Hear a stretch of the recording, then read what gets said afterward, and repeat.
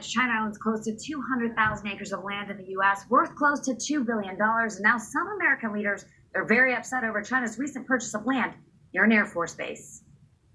We are literally at war with China. It's just they're not dropping bombs on our heads. Escalating controversy amid Chinese company Fufeng's purchase of more than 300 acres of farmland in North Dakota, just 12 miles away from Grand Forks Air Force Base, a base with high-profile and sensitive drone technology. It's a move national security experts warn could make the U.S. vulnerable. So there is technology that enables you to surveil other people and pick up their communications. They can track movement, how many people come or go, who comes or goes, what kind of material comes or goes at an Air Force base, how many fighter jets we have there, etc. Lawmakers on both sides of the aisle calling the Chinese purchase suspicious, worried about Chinese espionage activity. One thing Grand Forks County and the area they're not in the heart of corn country. They're certainly on the fringe of it, but not in the heart of it. Virginia's Democratic Senator Mark Warner also opposes the purchase. Florida Governor Ron DeSantis saying publicly it's a huge problem with plans to crack down on Chinese purchases in Florida. Fufeng, a Chinese producer of food flavoring and sugar substitutes, bought the land last year for $2.6 million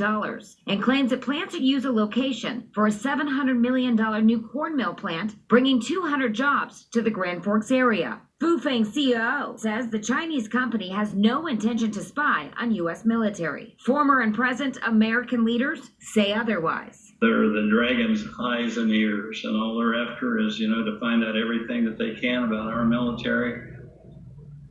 And the mayor of Grand Forks, he has been very on board with this purchase, saying it brings jobs as well as money to the very small community, making it very advantageous for the city. But I also reached out to Gary Bridgeford, the owner of that land. I did not hear back, but he has been threatened by people as well as neighbors for selling that land to the Chinese. But we should also point out that Bill Gates also bought a whole lot of land in North Dakota, and he received a lot of scrutiny as well, saying, is this tied to China? So you said Bill Gates bought land in North Dakota, about $14 million worth of land, about 2,000 acres. People think that Bill Gates is somehow tied to China, right? Exactly. So they think a that's lot of more Chinese conspiracy land. theory here as well. Yeah, connecting Just the so we're dots. clear, different companies buying different pieces of land Exactly. in the same state. Yes. And we have no direct links necessarily to Bill Gates and the Chinese government. No, but speculation, conspiracy theories. But the fact is, thank you, Kelsey. I appreciate it. This has been going on for years. It's just that it hasn't been reported heavily. Let's get Lawrence Yun, chief economist for the National Association of Realtors. But I wanted to keep talking about this farmland. Obviously, this is something that's not new. But lesser known, the USDA reporting Chinese owners controlled about 192,000 acres of U.S. farmland, billions of dollars worth. Iowa has created laws prohibiting ownership of foreign nations of farmland. So, is this an issue that we should be paying more close attention to? Yeah, definitely. Any country that is being confrontational to the United States, things should be looked very closely.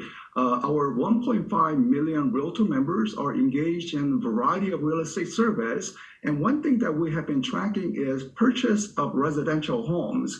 And from Chinese buyers, they principally come to the West Coast. Sometimes the reasoning is they don't trust the Chinese government, so they want to put the money in a safe location, and the United States certainly provides that. We see Germans buying property in Florida, British buying property in South Carolina, Mexicans buying property in Texas. So we see many international buyer activity, and Chinese, sometimes in small college town like Bloomington, Indiana, they will purchase a condominium for their son to study at the university. It's interesting because, do you know how long this has been going on?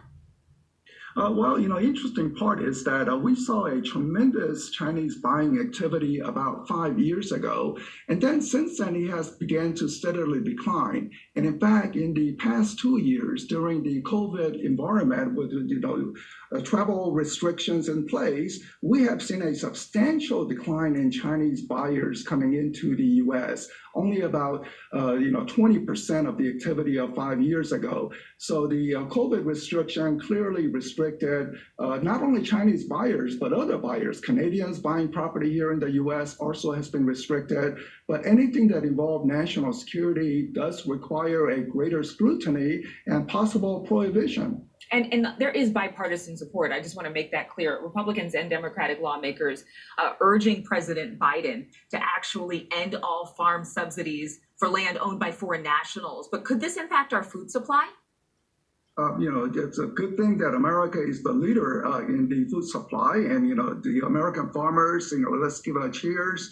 That we don't have to be so concerned. Of course, there's an inflationary concern. So anytime there is a possible on the very essentials of life, one has to provide a greater scrutiny. Now, the Chinese are buying much of the land, especially near some military installation. I mean, those are very potential security risks at a time when Chinese government is being very confrontational, non-friendly towards the United States. All of this needs to be taken account of in terms of what should be restricted and what should be permitted. Yeah, and it's interesting that Chinese are not just buying land in the United States, but there is a report by the USDA that since 2009, the Communist Party has actively supported investments in foreign agriculture as part of its agenda.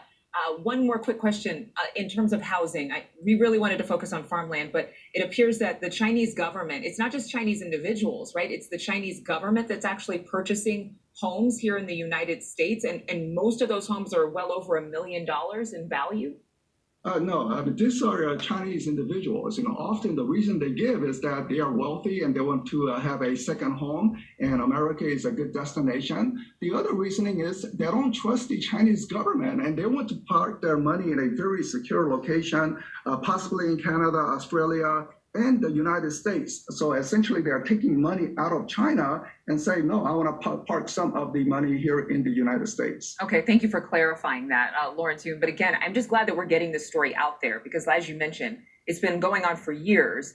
We just are finally talking about it. Thank you again for your time.